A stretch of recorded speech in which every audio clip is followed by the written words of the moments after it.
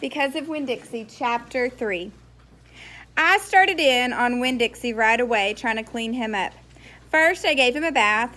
I used the garden hose and some baby shampoo. He stood still for it, but I could tell he didn't like it. He looked insulted, and the whole time, he didn't show me his teeth or wag his tail once. After he was all washed and dried, I brushed him good. I used my own hairbrush and worked real hard at all the knots and patches of fur stuck together. He didn't mind being brushed. He wiggled his back like it felt pretty good.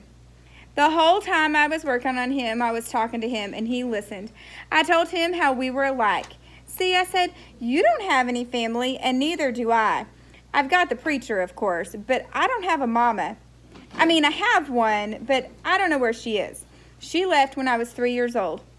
I can't hardly remember her, and I bet you don't remember your mama much either, so we're almost like orphans.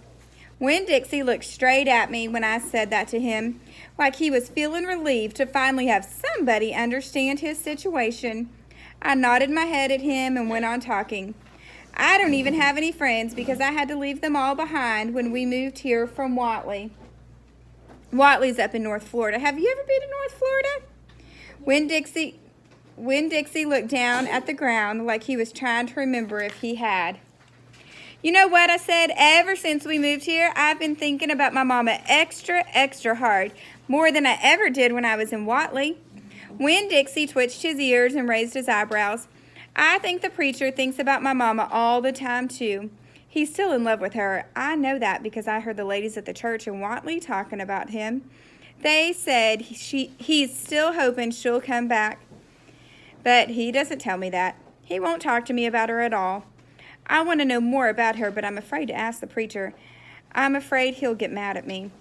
Winn Dixie looked at me hard, like he was trying to say something. What? I said. He stared at me.